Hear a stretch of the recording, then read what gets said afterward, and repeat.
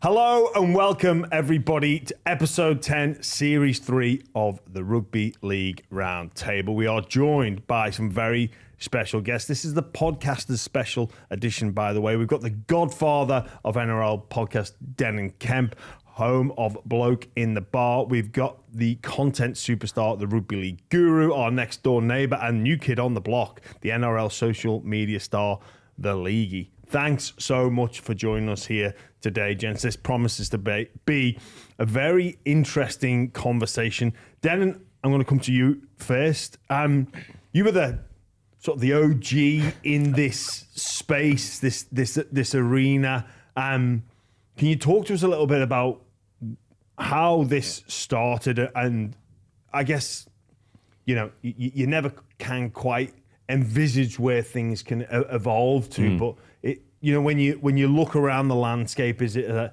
wow, I can't quite believe we're here? Yeah, I think so. First of all, thanks for the kind words, mate. Appreciate it. I'd also like to, just a disclaimer, technically not a round table. Shaped in more of a boomerang, which I respect being Australian.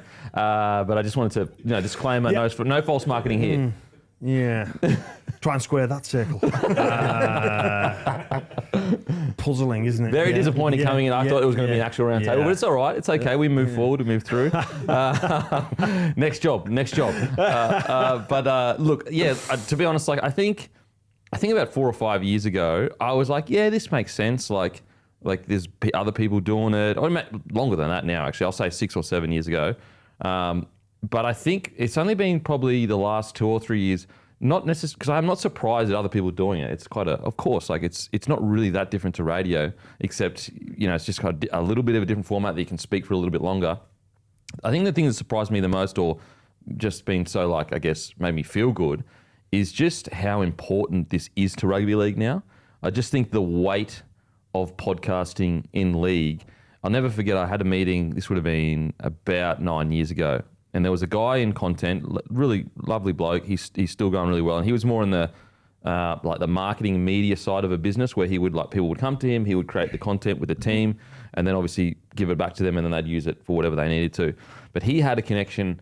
It was either at Nine or Fox, just mainstream media. Had a connection there, and so this meeting was set up about this guy was going to come in, give me advice on what I should do or what I shouldn't do. And I remember word for word, naive as anything, going, I want Bloke in a Bar. I don't even know it was Bloke in a Bar at that stage. It might have been the locker room. It probably was the locker room. I want the locker room to be essentially as big as Fox in regards to the Fox and Nine, as in the shows. If you watch our Monday show, it's in the same stratosphere as NRL 360 or 100% footy or whatever. He literally laughed in my face and was like, that will never happen. That will never happen.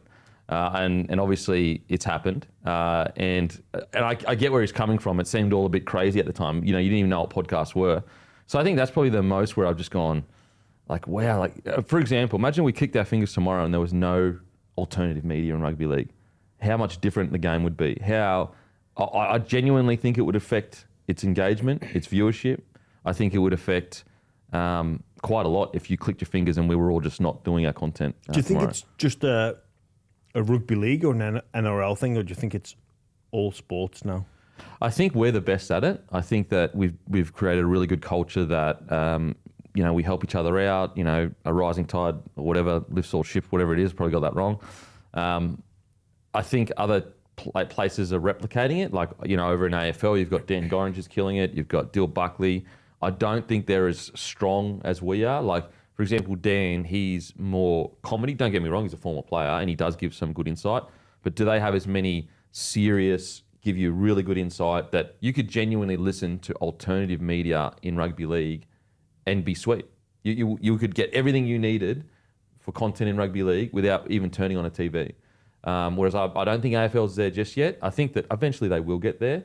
But I think rugby league is in a really unique position where I can't find many sports that you could say that about. Guru, Leaguie, do you think maybe the rise in it?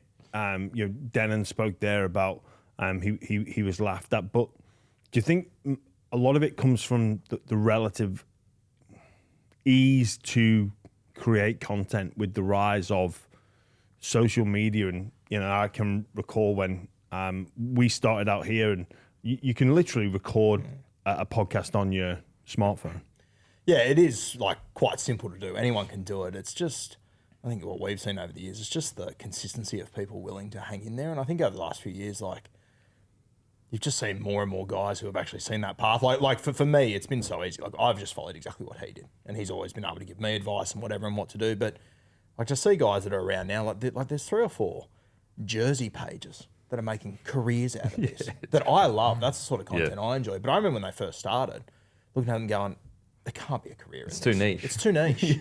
But they're so good at it that we're just in love with it. Like, I'm tuning into that sort of stuff all the time. Like, I think some of the stuff he does is very niche when I first saw it, but I'm heaps into it now. Like, there's a place for everyone if you're just willing to stick at it, which I think is almost the biggest obstacle for people. Leaguie, you're obviously a student of the game, but also a full-time student as well, studying economics and law. And law.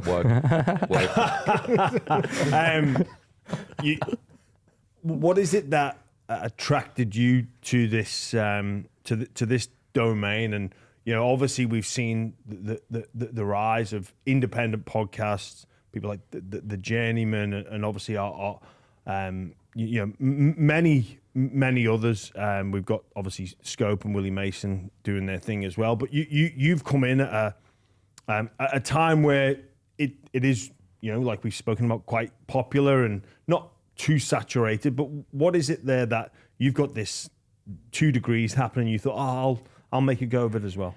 Yeah, well, a lot of it is what Rue just alluded to there with, it's like such a low bar to create decent content in terms of the equipment that you need. Like, I literally just make my YouTube videos from my dorm room at uni with, my phone as a camera and a little light up there. So it is very easy. But yeah, I've got a mate who did YouTube before me. He saw that I had this incredible passion for rugby league and said, you can make a career out of this. You can push into this. And even if it's not making a career, you can just have fun doing it. And while there are certainly a heap of podcasts out there, like all the ones you just mentioned, I still think there's a lot of space to grow in terms of YouTube and YouTube videos, edited 10 to 15 minute videos. I see so many like soccer or football YouTubers who do that and make heaps of content about it. Formula One, it's really big, but I don't think we have that yet in rugby league so much. So I identified that as an opportunity where I could come into that market and hopefully the game can receive some benefit. Yeah, I think it will. And you make 2 really good points there around just having fun. Like, it's not too serious, which I think us as rugby league people certainly lean into. We never treat ourselves too seriously. You mentioned something there about the whole of the NRL and the whole of game benefiting.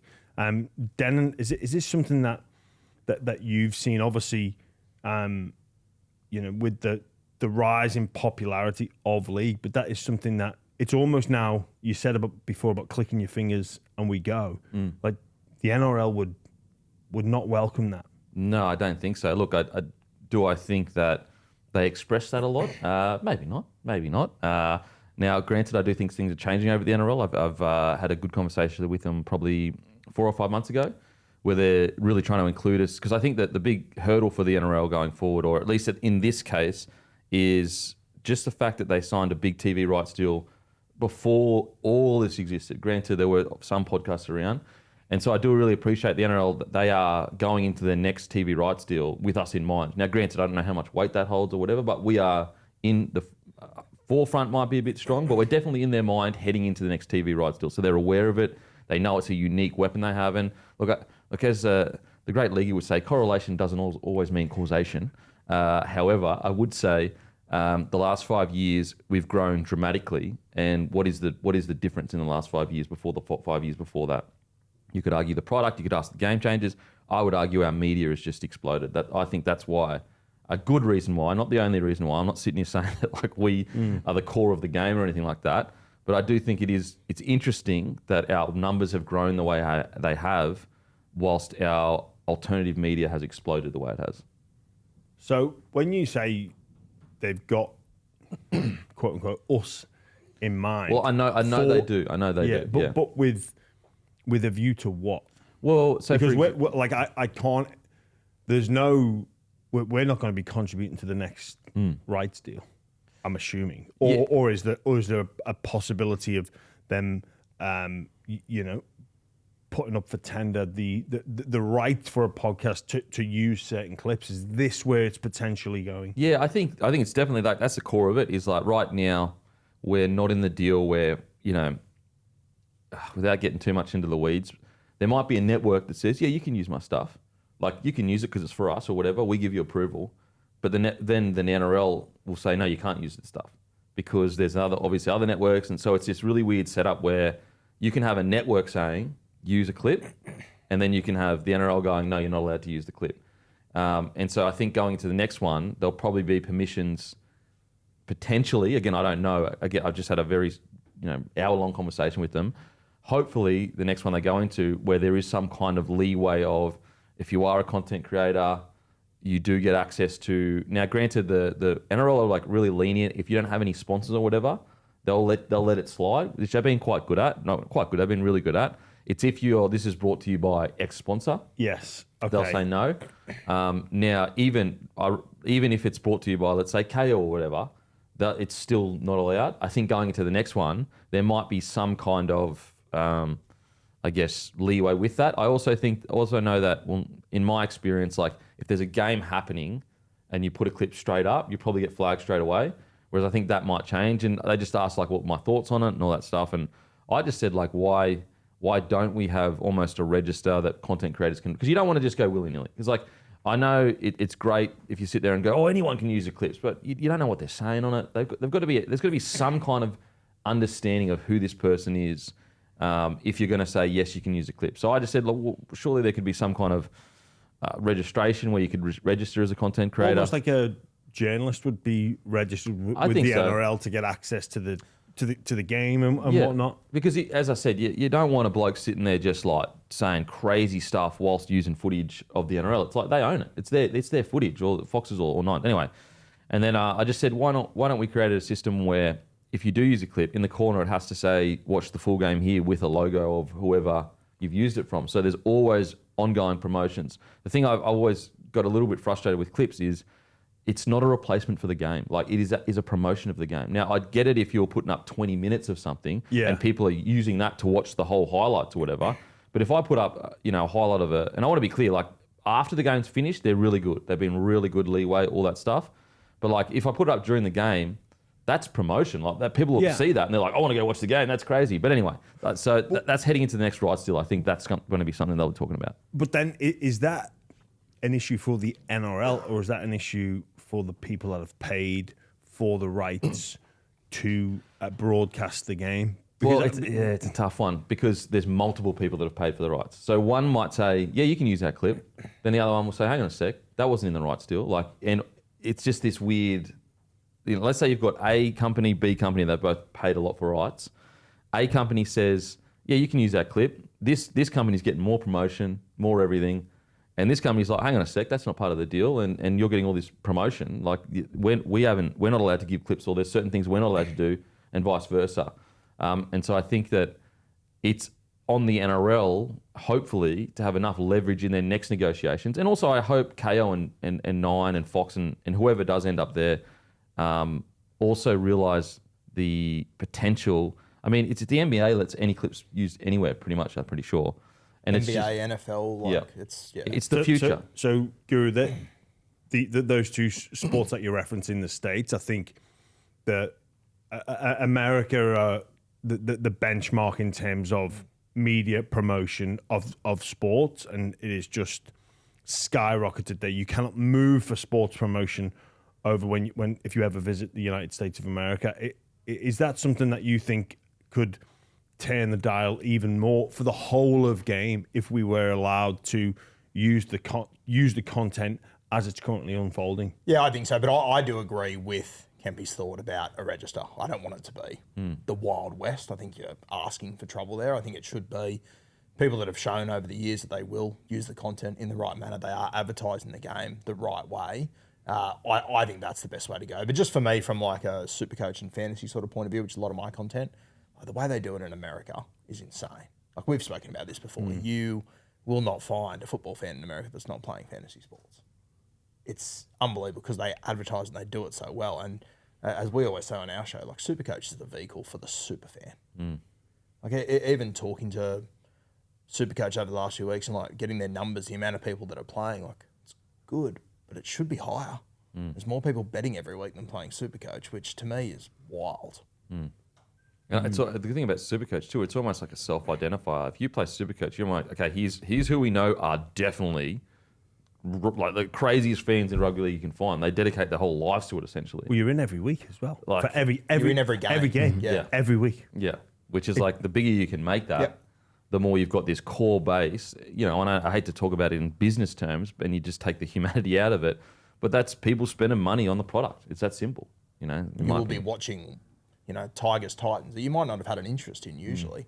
But not only are you watching it, you're watching when players are getting substituted on and how many minutes they're playing. Like and that's a very almost casual look at it for a Supercoach fan. Well, you're also engaging in everything around the game because you want to beat your mate. Yep. Like it becomes personal. Like the idea of the Supercoach is every fan sits at home and screams at the television what I would do and what team selection I should make. You get to do that, so you're putting your pride on the line almost to say like I can do this, and I'm going to show all my mates that I can do this. So you know what? I need to know everything around the game. Like, and then your friendship group is centered around Supercoach, but it's centered around the NRL. Yeah. And you're there every weekend. So, do you think this is a possibility of happening, that with the new rights deal, it can become more like the States?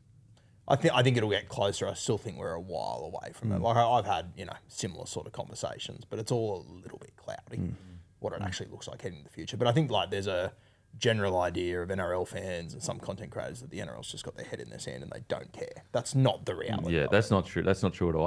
And this is coming from someone that, I think the first meeting I had with them was after a decade of being in the game. So if anyone had that opinion, it would be, but it's not true. They're aware of it.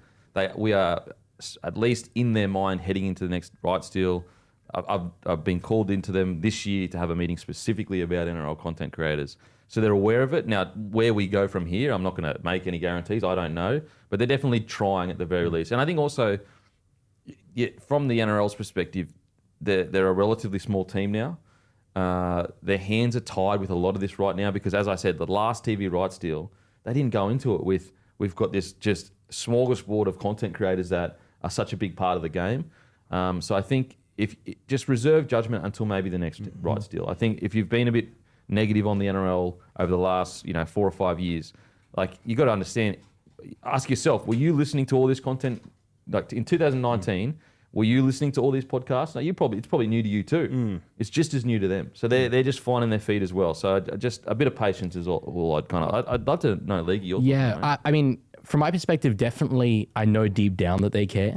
But literally, so yesterday, right, I made a little mini documentary about Gemmet Shibasaki this year and his incredible rise. And it was aimed at probably non-rugby league fans, just saying we had this guy who came from a train and trial deal, played Origin, won a comp, played for Australia, right? Just this amazing sporting story. It is it is incredible. It really is an incredible story. As part of telling that story, I obviously wanted to show what he did in this season, right? Any clip I used of him in the grand final at all caused the video to be blocked globally, right? So I had to use my own footage from the stands that I recorded of him scoring those tries. Anyway, I ended up finding just enough highlights that didn't let the video get blocked globally, but the revenue did go to the NRL. So I didn't get anything from that video, but I think it's important that people see that story, right? Yeah. And there are people from overseas, I've got viewers in, say, America, who watch that and might become rugby league fans now. So it is a little bit frustrating to put in that level of effort to do something that promotes the game and all the money's going to the NRL anyway. It doesn't feel very rewarding for a content creator. And to be clear, like I still get stuff flagged as well. So it's not not this like, like I'm having meetings with them, I'm getting stuff flagged. So, and that's not even stuff flagged. That's like, oh, it has a sponsor on it, therefore we flagged it, which I don't agree with it, but okay, I'll cop that.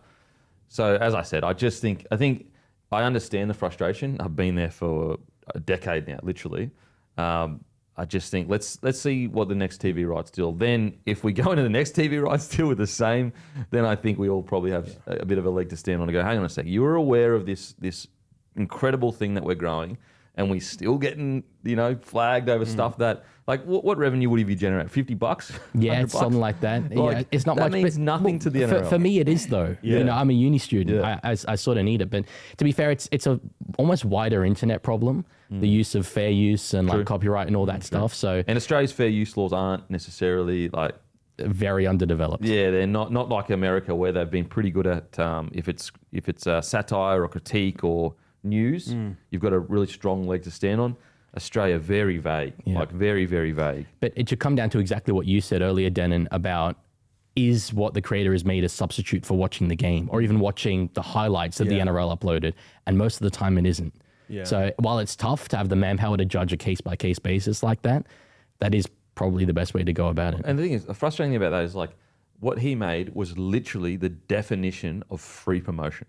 Like it couldn't be more than free promotion. Now you could make the argument, oh, we wanted to make a cool clip about Shibasaki.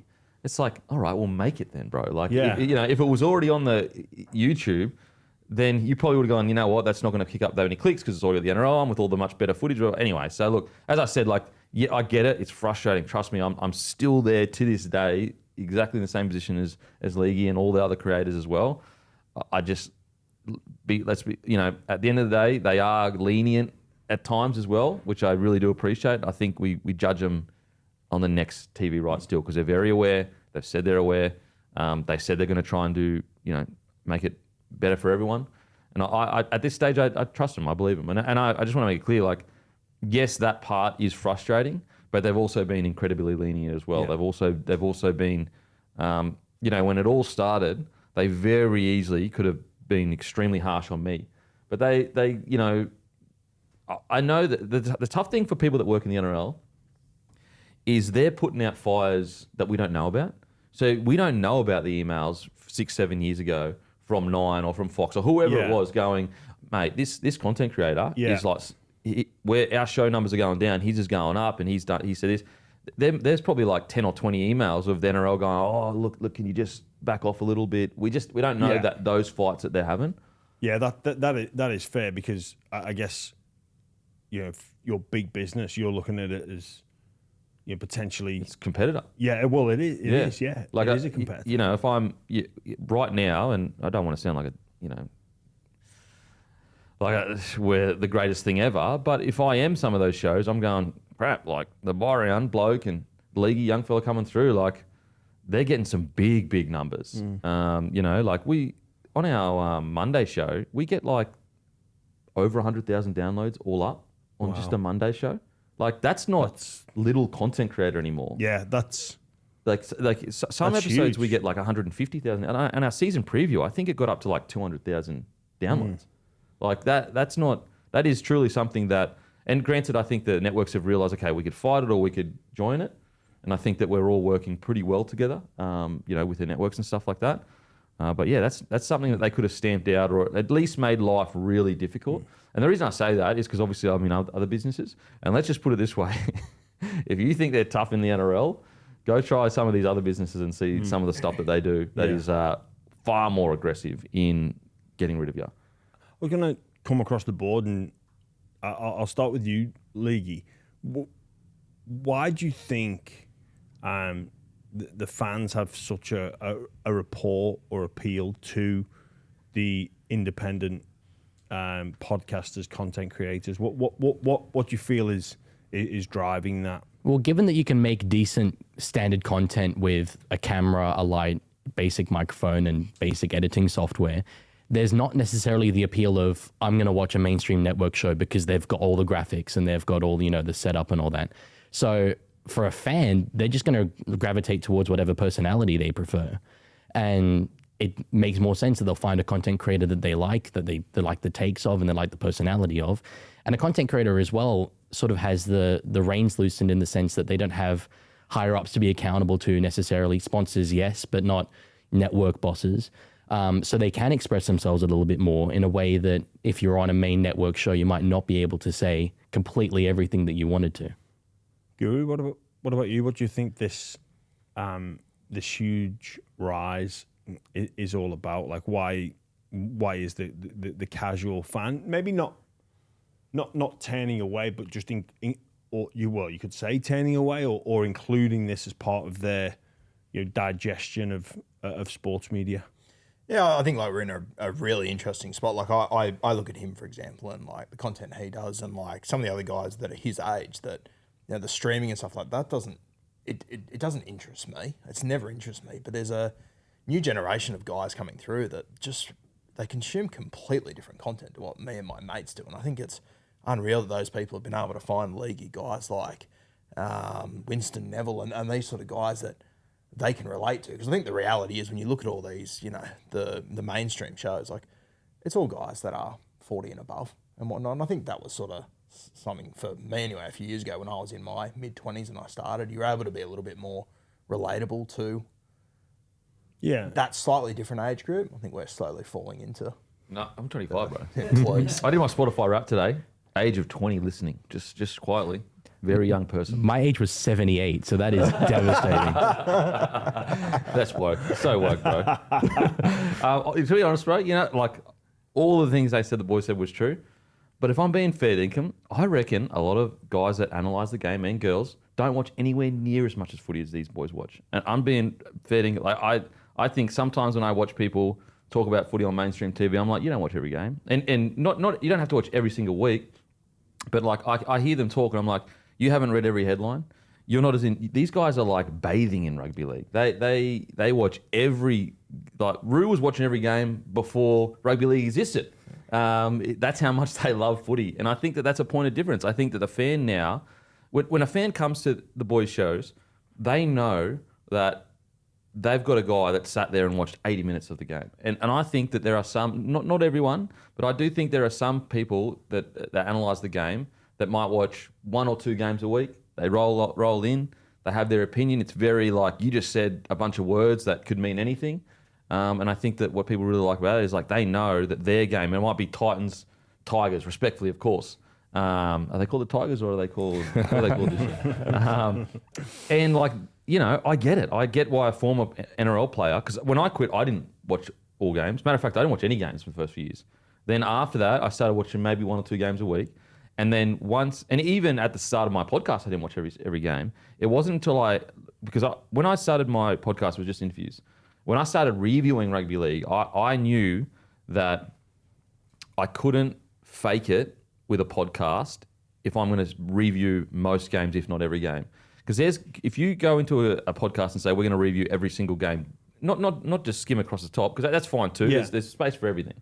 But our style was, we're going to review every game. If you just get one thing wrong on a Sunday 2:00 game, that's all the fans. He's only there for his game. He's only, like a lot of people that listen to our podcast, they're coming in for their 20-minute little block. Yeah. So if you get one thing wrong about that game, even though you've watched all the other games and you've just spent 3 hours reviewing it, they're like, hang on a sec, that didn't happen. So I just think that that's a point of difference that the boys have, that they are truly like in the depths of rugby league. Whereas I think that although some guys and girls on mainstream TV, they can give you some incredible insight of being a former player and professional and that. They can't give you the same insight. It's not the same. It's a different level of trust. Yeah, it's that just, you have with different. The independent content creator to go, well, I trust that they're going to be across absolutely everything. And vice versa though, like there's no way, and I say this respectfully, there's no way that they can break a play down like Joey, or there's no way that they're going to get Cam Smith's insight into some things happening in a game or at a club. And so like that's the point of difference that I think the boys have, where a guy like Cam Smith, like he's not going to sit there and, I mean, maybe he does, I don't know, but I'm just using him because he's the GOAT. But I just think that that's the point of difference that really does separate them from mainstream media. And granted, like there are definitely some players that watch every single game, but I get it because I was there too. I didn't watch every game. I watch every game. It's great, but I do it because it's my job. I don't do it. These boys do it because they love it.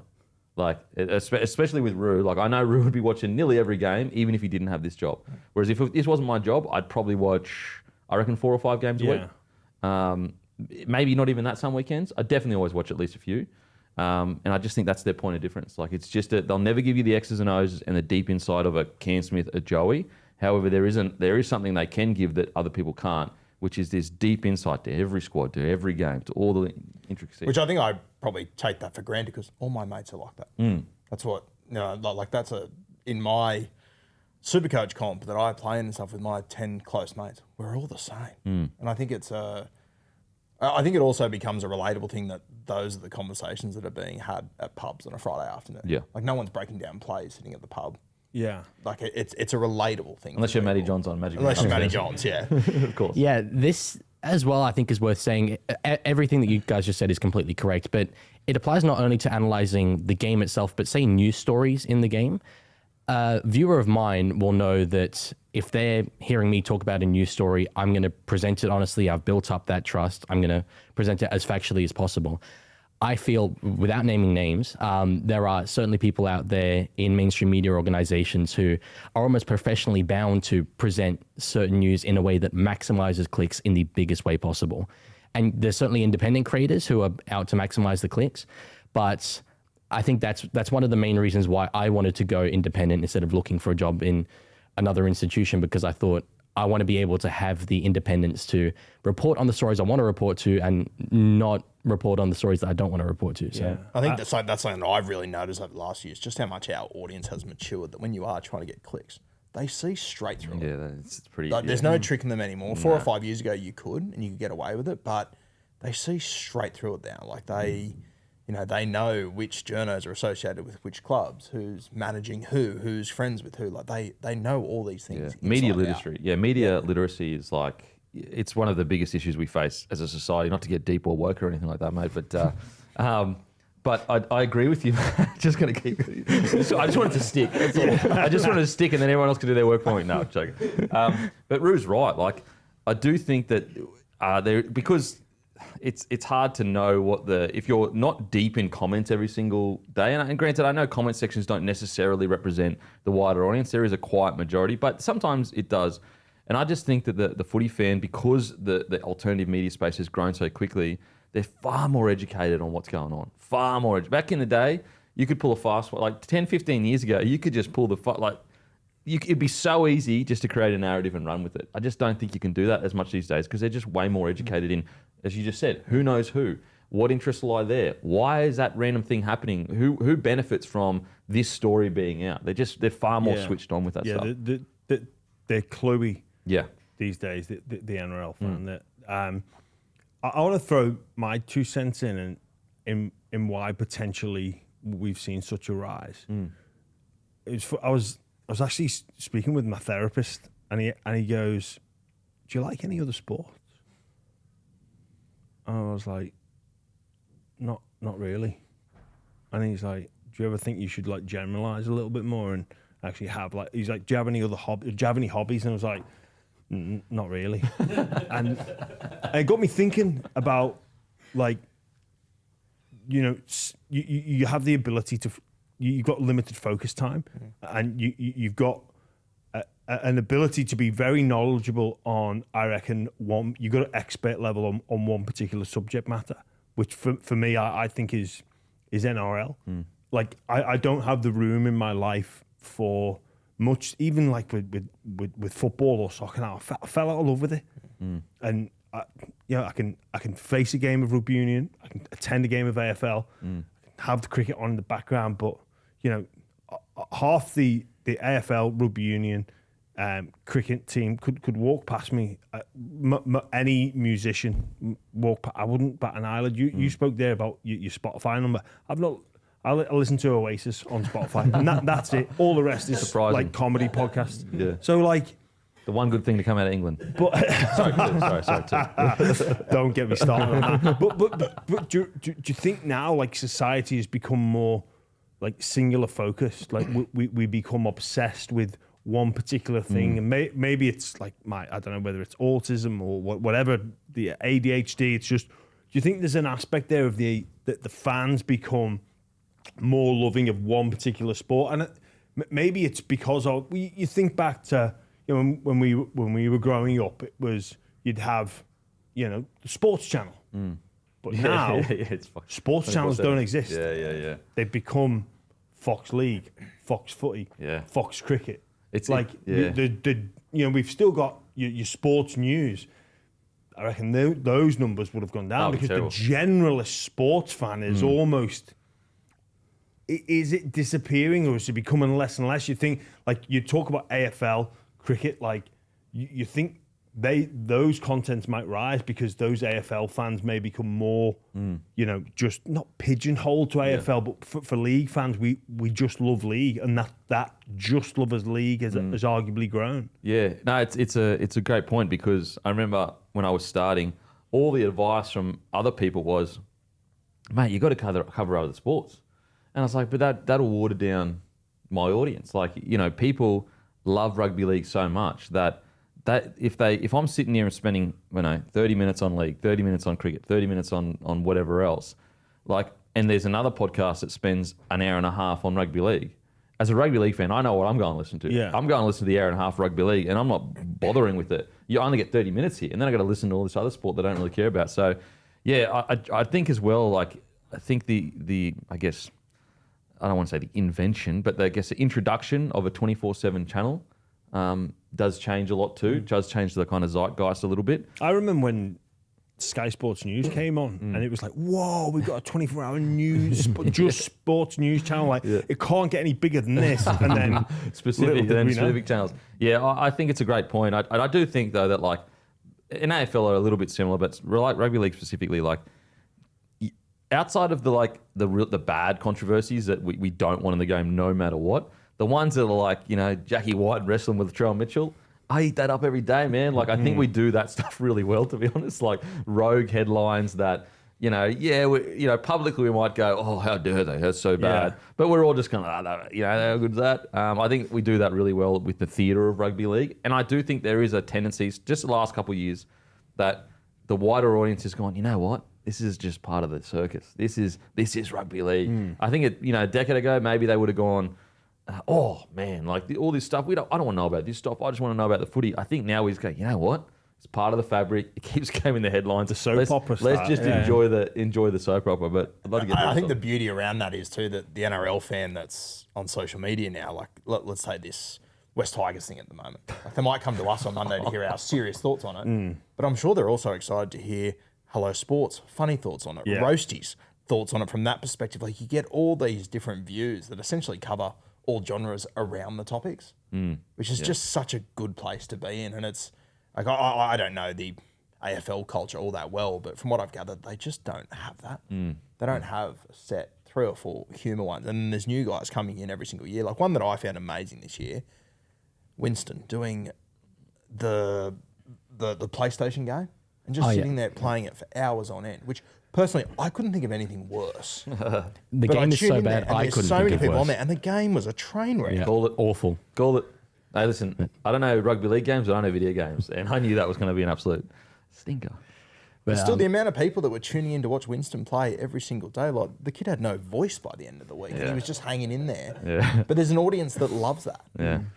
And you think that the way things are going as well, you speak about that rights deal, and the rise of the independent content creator or podcaster, but also now we're starting to see the players grasp this. Terrell May, Reece Wallace with his YouTube channel. We had Kalen Ponga and Connor Watson when they were in Newcastle together. Great Matt Croker too. Don't leave the big fella out.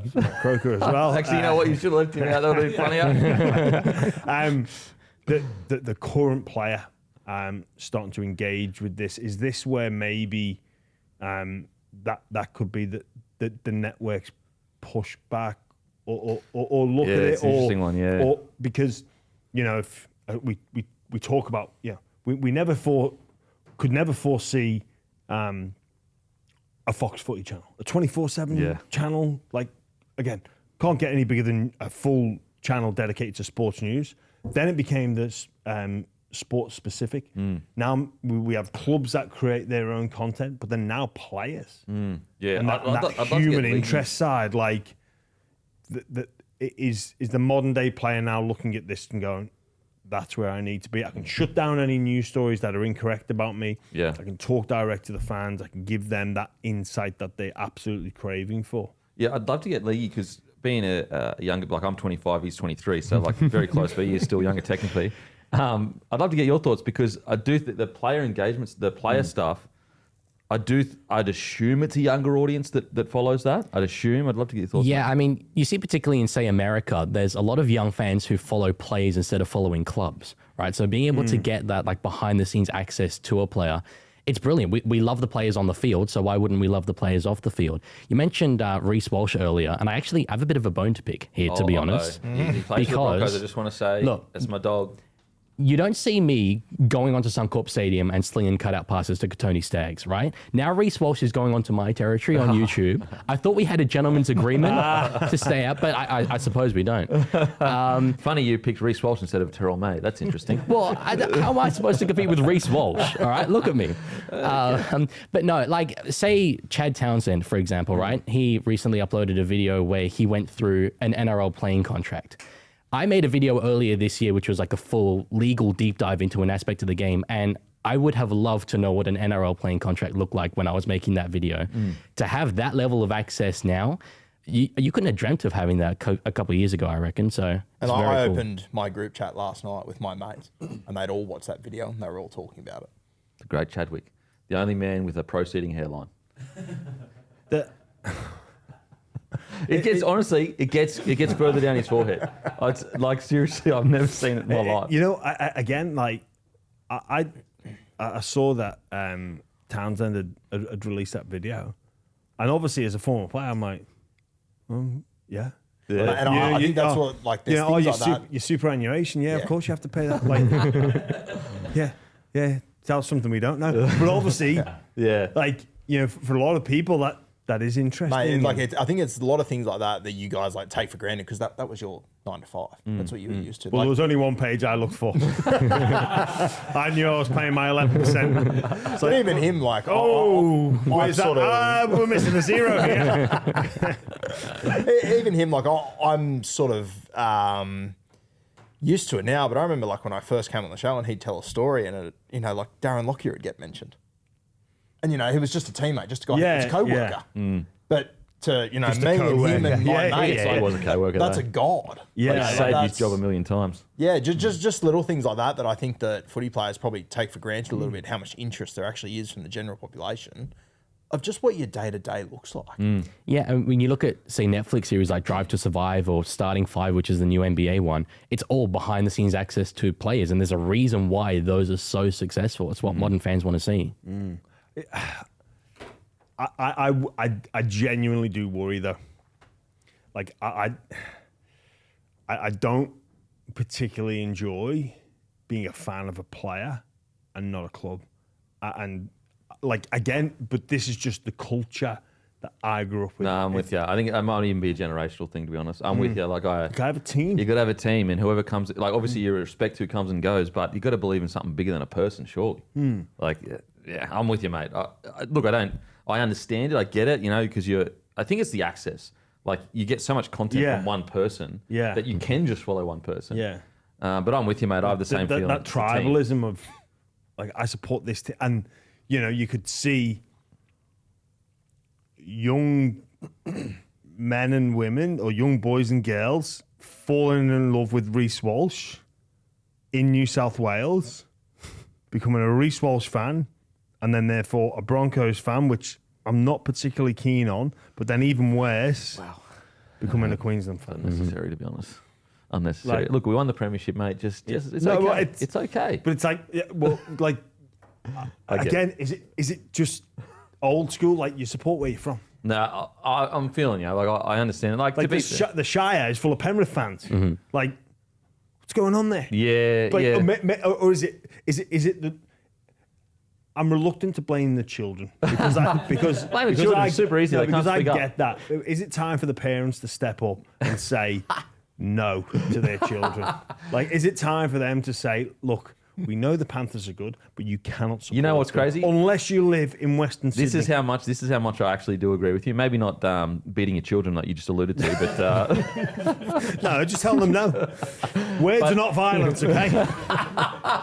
hey, maybe this generation words are violence. I don't know, but this is how much I do agree with you. So, my son, born here, and look, I don't know whether he'll go on to be good at sport or not. Maybe not. But I will say, if he does go on to be good at sport, although like it makes me sick to my stomach to say it, and it feels wrong, because like me being a very proud Queenslander, I would feel weird if he played for Queensland, because I'm like, no, you didn't grow up here. You gotta give back to the state that helped raise you in a living standard that's better than most of the world. Yeah. Show some respect and loyalty to them. Yeah, it hurts me to say it, because like deep down I look at him as a Queenslander because he's my son. But he's not. He's one of us. He's not. Us is strong. Us is strong. Technically, not. I don't like the us bit because you're lumping him in with people that lose a lot. But give back to the state. So I do see where you're coming from. I do see where you're coming from. Like if someone's a Kalen Ponga fan, and he goes and switches allegiance to New Zealand, like. Yeah, that's strange. No, I'm firmly with you guys, even as a younger guy. Like, I have my club, the Roosters, and I adore them. I grew up overseas, and the Roosters are my connection to home, right? So I'm with you there. But I think the reason for it is that back in the day, the only brands that really existed around the game were the clubs. So you'd attach to the brand of the club. Whereas nowadays, when players are brands, it gives you just a little something else psychologically to latch onto when you're a kid. So I don't condone the behavior, but I certainly think that's why it's happening. Yeah, like I get it, and you know, It still happened a little bit in our generation. Like I think there were people like Freddie Fittler. Oh, I love Freddie Fittler. I'm going to go for the Roosters. I just don't think it happened exactly as much. me. Like this was me when I was a kid. Like I had my favourite players. I followed them, and you make me feel like such a sick puppy because there wasn't even content back then. Yeah, wow. Like I've said for years, like Sowie was my favourite player when I was a kid, and like there was a period of time there when my mates for my birthdays and stuff were buying me London Broncos jerseys because he was playing over there, and I'd gone, cheered him on at the Roosters, then the Dragons, then the Panthers, and then he retired, and I was just sort of a bit lost for a while there. But that's just how I always saw the game. I never felt like a certain connection to a club. And New South Wales, I get it for sure. Well, you know what? And there's no right or wrong answer. Look, for me, on a personal level, I grew up with promotion and relegation, and that is how sport should be. Obviously, coming here to Australia, I've seen a different side of it, and now I'm a proponent of no promotion and relegation in the Super League and the Championship. Now that would upset a lot of people because that's what they're entrenched in. I've seen something different. I understand how it works, and so there's no correct or wrong answer. I want to ask you guys about. Obviously, it's become a living here. What we do at the Buy Round and your respective platforms. The monetization of it. You mentioned about watching each and every game as a job. You know, for us, we have partnerships. You know, there's potential for a Patreon or and you get financially compensated for your videos being uploaded to YouTube. The pros and cons of I guess the monetization of these particular platforms. Yeah, it's look, there's a quiet majority, and I mean when I say majority, I'm talking like 95% of people that understand that we can't make a living doing all this content, like, you know, all the posts on social media, TikTok, Facebook, Instagram, all the posts on YouTube, all the podcasts you get, like, you know, I think most people understand that you need to have sponsors to do that. I understand there's been a huge cultural shift with the internet where we just expect content for free. Like we just, you know, I press play, I want to watch that, and if you stop me from like, it's I get it's part of the culture. I think most people understand. I do get a little bit frustrated if we've got like a 4-hour show and let's say we've got like 8 or 10 ads in it. And the ads aren't even, they're things you can skip for one, but also they're like a sentence at the start of a segment. Then we actually talk about stuff we would have talked about anyway. Yeah. And there's still some people that complain. Like it does sting you a little bit because you're like, mate, like if I've got a 4-hour show or a 3.5-hour show and I've got one ad every 20 minutes, like, bro, I'm being super, that's 1 hour every 20 minutes. I can't give you that. You can't give me that 1 hour every 20 minutes. But as I said, it's a very small minority, and you can't let that color your feeling towards the quiet majority. That if you put a poll out tomorrow, I guarantee you, is it okay if I put 3 or 4 more ads in the podcast? I guarantee you about 85% of people would say, yeah, of course, mate. Yeah. It's a bloody job, and I'll just skip to them if I have to.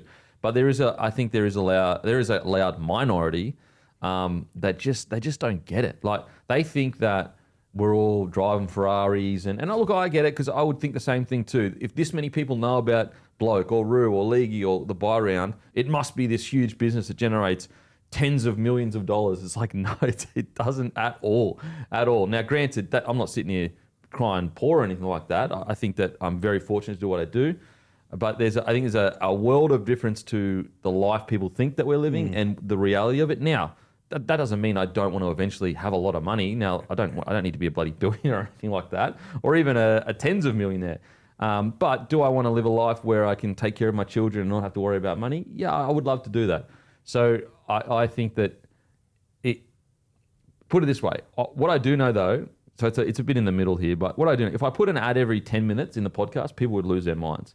That's still way less than mainstream TV or whatever. If I were to go, okay, no ads, but you got to pay $5 a month, most people wouldn't sign up. Yeah. So it's a tough one. You try to balance it. I get where people are coming from. I'm guilty of it too. I consume content for free. I'm always very understanding of ads. So, but I know the feeling of you're in a deep topic and an ad breaks it. Yeah. So I get it. It's just sometimes you can be like, mate, like, it's not cheap to run all this stuff. Yeah. You got to pay people. So that's. I think that's the other thing that people like ignore sometimes is, like I look at our shows. Like if you take away Charlie, Maddie, and Kat, the quality drops through the roof. But like those, you got 3 people that are also living a life, got bills to pay, all that sort of stuff. That we also take good care of those other people along with that. That it's you go out and you meet people at Magic Round and stuff, like they love him. Cat, Maddie, love them, but I think sometimes forget that. This is their job. This is their job, but they've also got to get paid for what they do in the amount of time that I know those 3 give up to do everything they do. Oh, crazy! It's enormous. Like we'd be screwed without them. Yeah. Charlie walks around and hi, I'm Charlie from the bar round. Give me a raise on the back. For me personally, I mean, obviously I'm a bit less established, but the only revenue source I have is ad revenue on YouTube.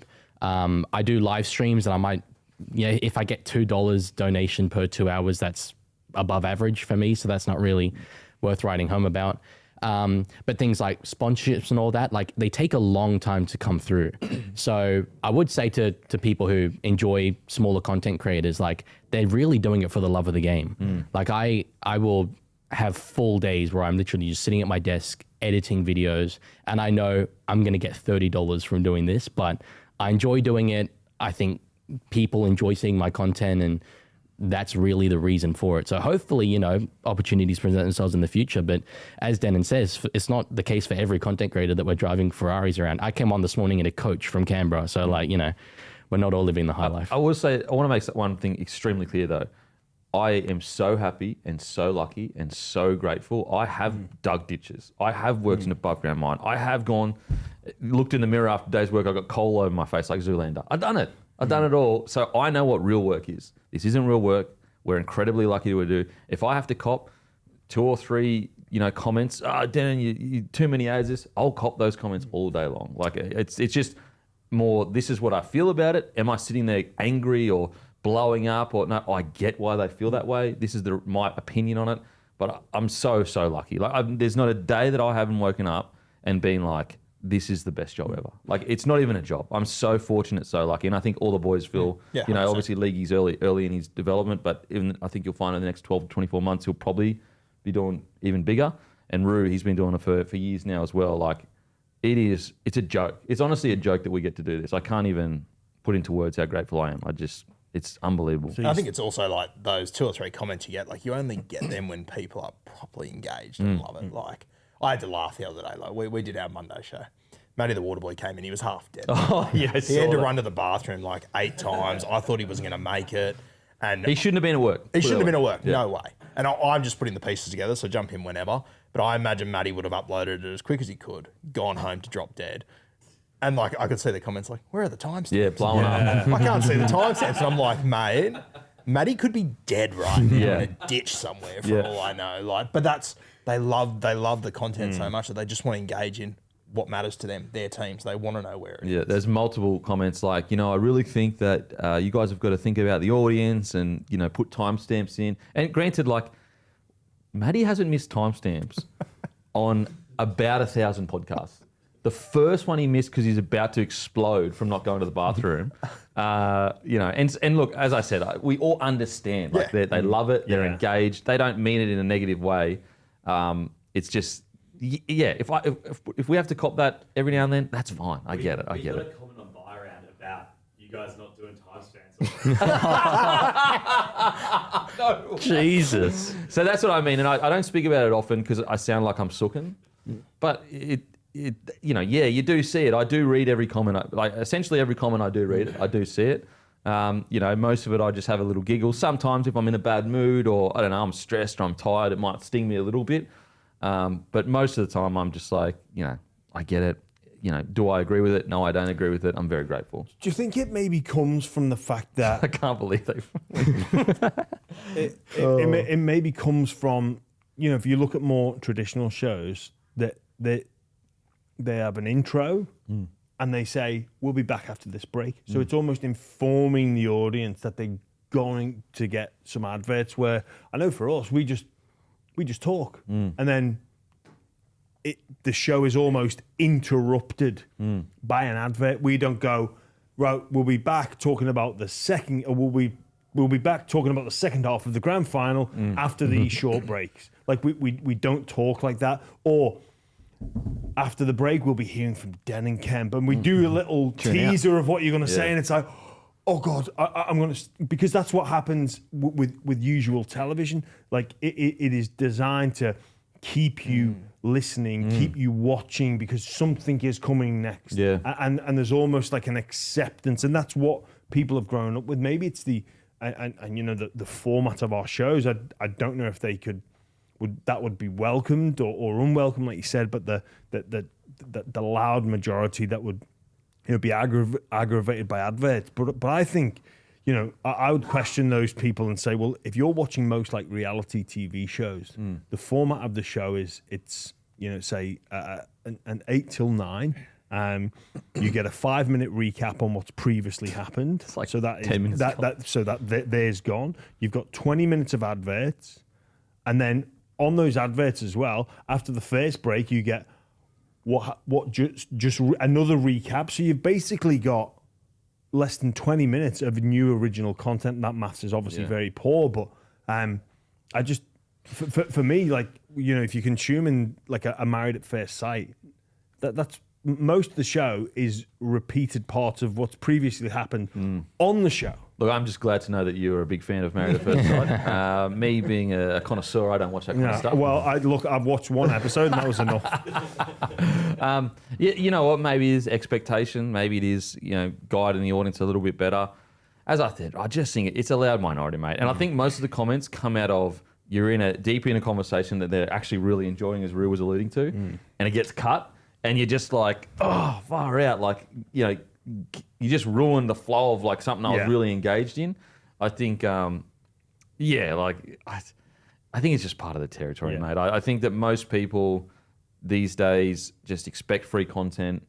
I think with our podcast, at the most last year, I think it was like 9 or 8 ads per minimum 3.5 hours most weeks on a Monday. Begging for a 3.5, yeah, 4 or 5. So I did the math, and it worked out to be, we might say a line of a minute or so. Like, this is brought to you by Menulog, rest in peace, of course. This is brought to you by Menulog, hungriest player of the. And so so what I'm doing is, all I say is, this is brought to you by Menulog. Yeah. Make sure you use the code. The hungriest player is Dylan Brown. But what I'm doing is, when I did the math, I would say, okay, I'll give that 2 minutes, even though it's not. It's literally 30 seconds of me. Then we actually talk about a guy's performance, which we would have done anyway. Which is it's whatever. I did the math, and it worked out to be like, at our peak, we were doing one ad per 20 minutes essentially. Sell out. Yeah, sell out. And I think that's a reasonable amount. I think that like at max I could get to maybe one ad every 15 minutes. I wouldn't go any lower than that. What I can promise is it's not going to be filled with ads. We're never going to get to like one ad every 10 minutes, I don't think. I think that one ad every 15 minutes is probably the most I could possibly go. And if I did that, because what I try to do is, and maybe it's my fault for not explaining, I try to front load everything. So you front load the first hour with the segments that are brought to you by whatever. Yeah. So you get through that. We try to make it as interesting and entertaining as possible, talking about the biggest topics in rugby league. But it's just wrapped around with the ads. So, for example, the best player of the weekend, we would have talked about that anyway. Let's put it at the start. It's one of the biggest stories. Or, the biggest moment of the weekend, let's put it at the start. So all the exciting stuff, put it in the first hour, wrap it around with some segment ads. This is brought to you by KO or whatever. Then in the last 3 hours, I might every now and then say, grab some grumpy coffee. But actual ads, I try to make it so there's no ads in the last 3 hours. Now, if I were to bring more ads in, I might just try to spread it all out over a longer period, and that would impact the audience less because maybe it's impacting them that they're all in the first hour essentially. But that's how I try to plan it out so that if you really are just adverse to those segments being brought to you by someone, you get to the game reviews and it's essentially just full flow rugby league chat for 2 to 3 hours kind of thing. That's the kind of hope. To expand on what you said, Jimmy, about sort of the expectations when you're watching TV. Yeah, I think when people are watching a network show, they're very much in a mindset where they're expecting ads. But in my mind, a rugby league podcast is almost like a simulation of you being in a pub with your mates chatting footy. Yeah. And that doesn't have ads in it. That's a great So I think it is very jarring when all of a sudden in the middle of footy chat, it's brought to you by Menulog or whatever. Yes, of course, rest in peace. Obviously, when your mate needs to go for a piss, that can... Yeah, maybe that's you've just got to... Yeah, about to go for a piss. Yeah. So that to really... I'll be back. Just hold that thought. But yeah, I think it's... We'll be back after we've taken this piss.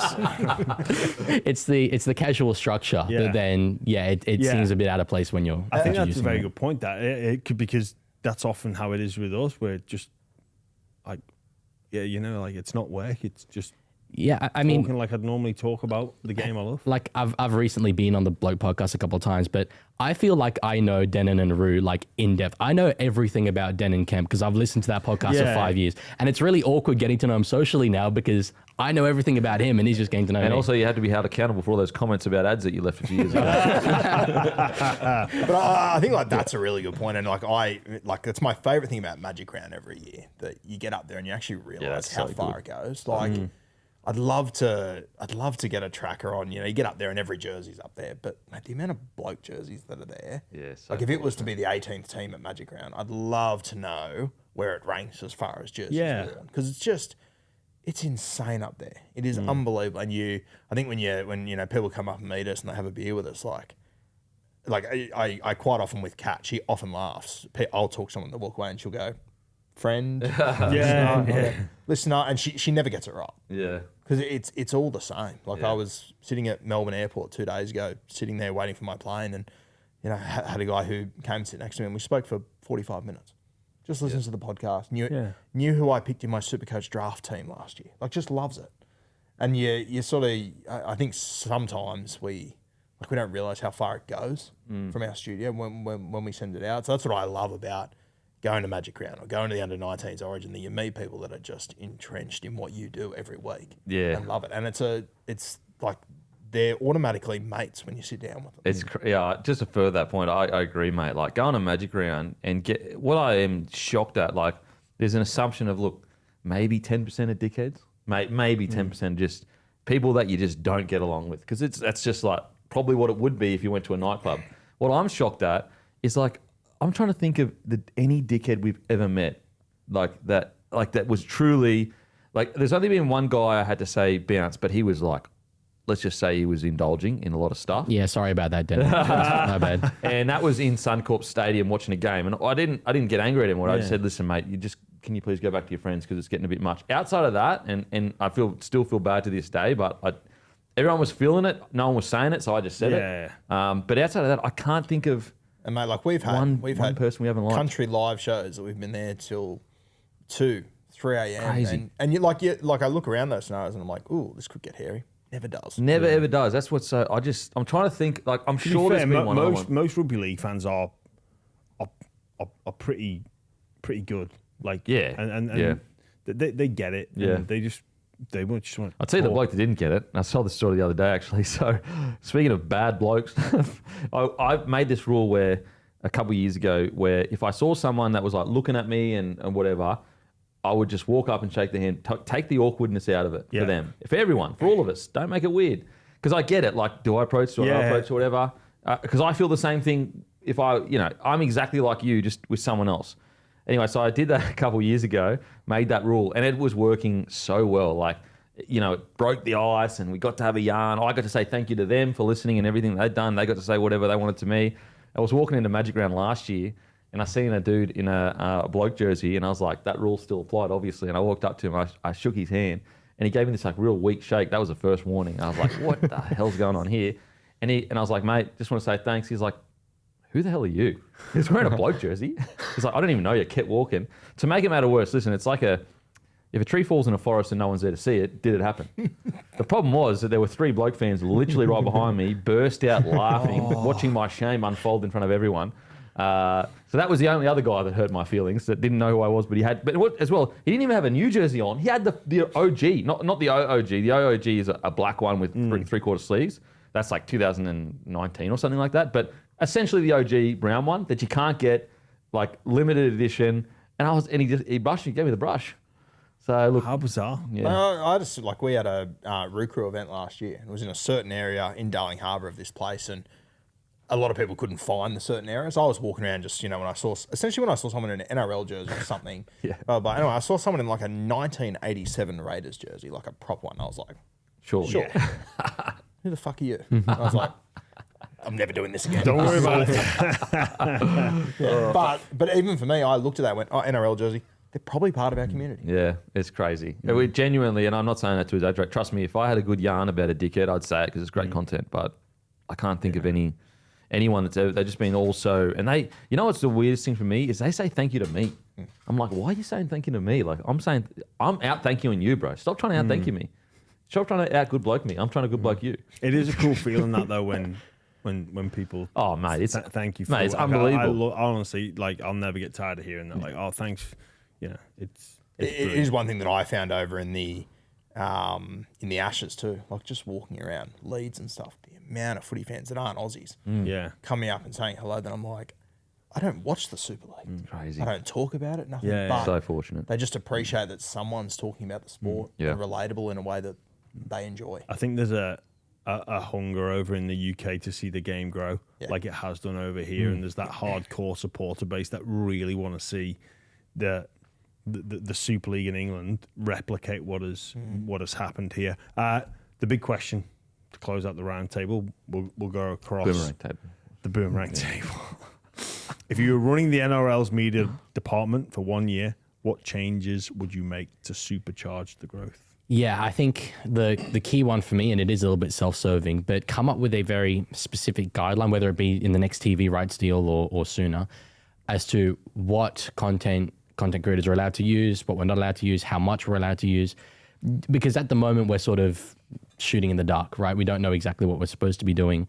And come up with some sort of compromise that allows us to promote the game, as well as obviously receiving benefit ourselves. I won't shy away from that, in a way that then also is able to keep those who pay for the licensing happy.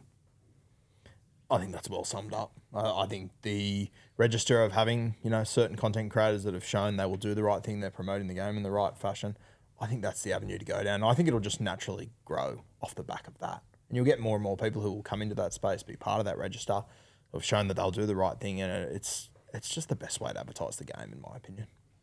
Yeah, relatively similar. Like, I think I would just be leaning all the way in. Like, you've got all these content creators that were, from a purely business perspective and not from a, them as people, but like, you've got all these people willing to work for you for free that you don't use, and they've got communities that are huge. It doesn't make any sense to me. Like, why not ring the Leaguie up and go, hey, mate, can you get down to Roosters v Rabbitohs and do some stuff out the front? We'll collab post it on the NRL. Yeah. Or it's Fox, or it's NRL 9. Like, you literally... Him getting a call from the NRL will probably just make him go, hell yeah, I'll do it. And I know that for to be true, because I did a lot of stuff with the NRL because it was like, they would say, we'll pay you X amount. And I would be like, no, I want to do it because I love the game and I get to do this for a living. I want to be able to give back. So and that was at a period where, maybe I could have asked for whatever, but I'm not going to do that. And so I think a lot of smaller creators, you've got all these people going, I want to work for free.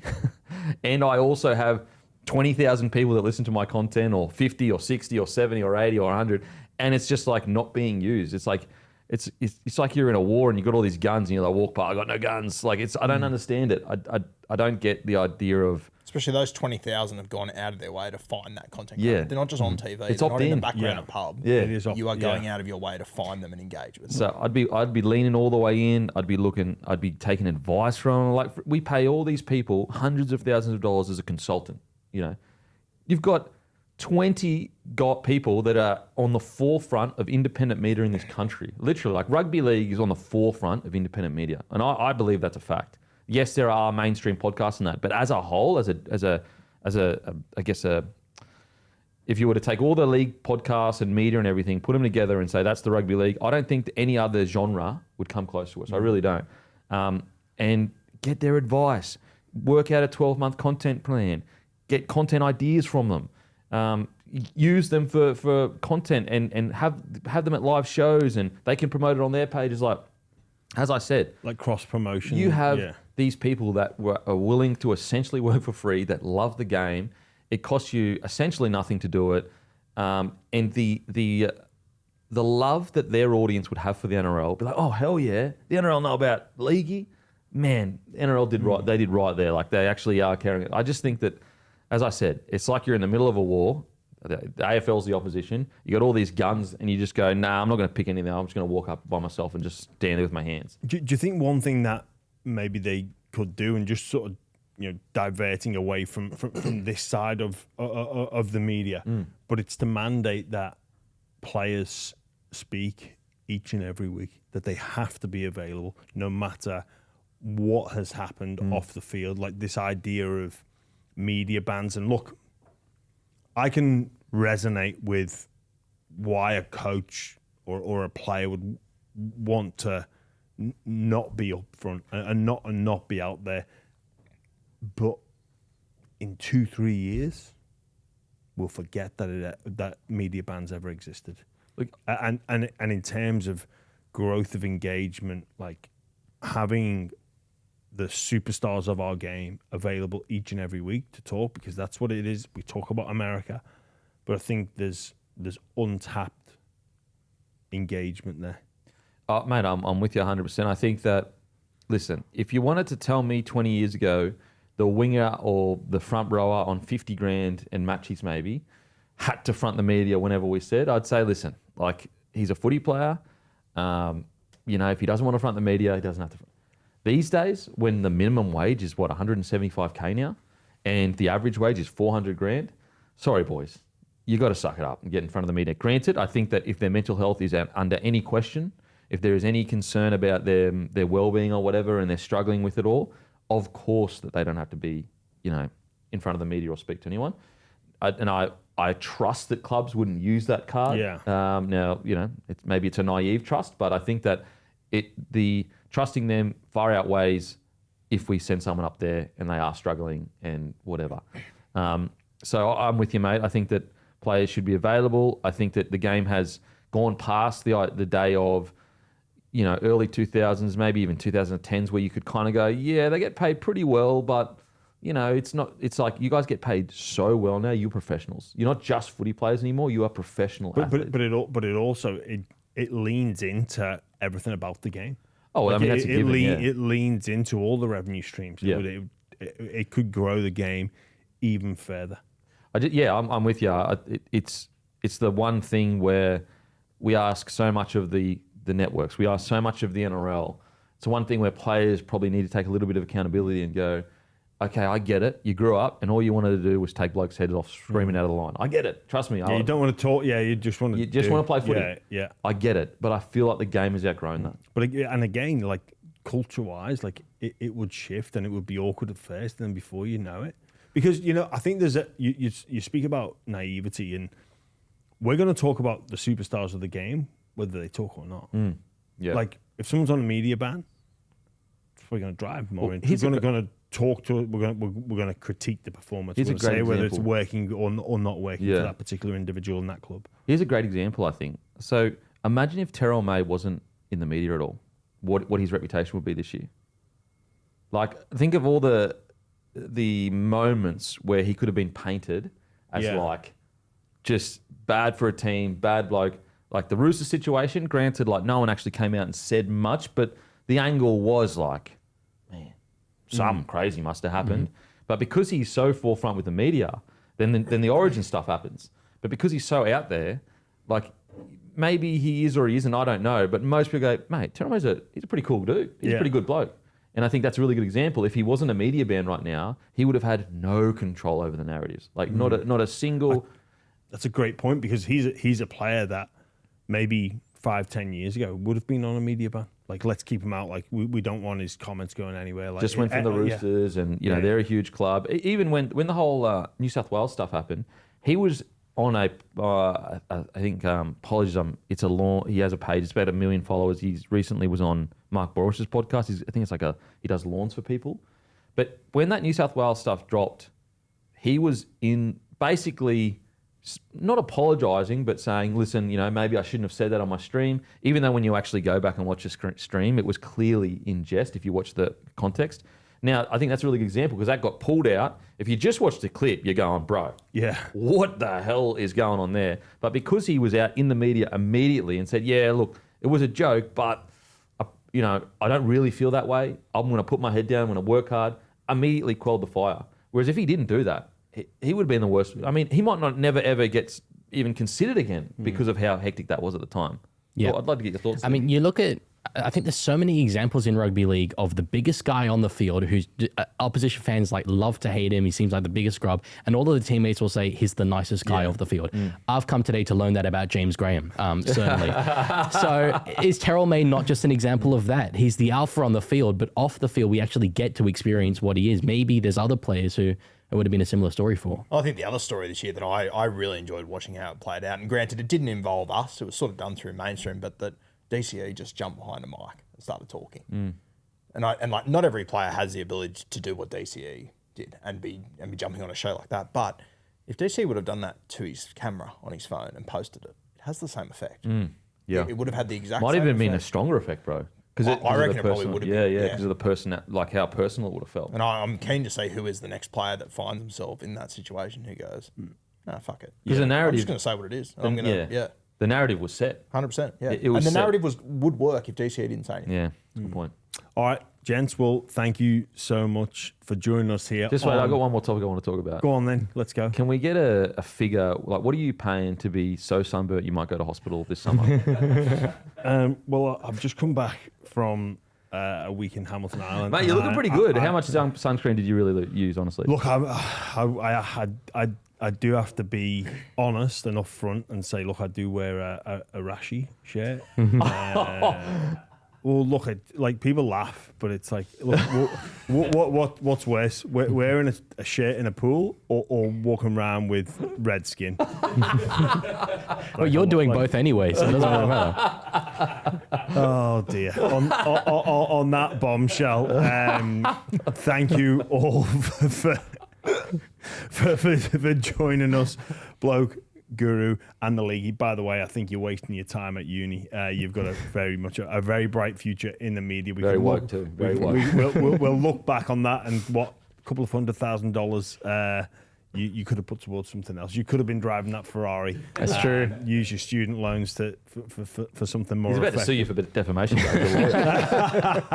Yeah, everything is said. We signed that contract, didn't we? Yeah. Thanks for listening, everybody. I hope you enjoyed this episode and the full series of the Rugby League Roundtable. We will catch you very soon.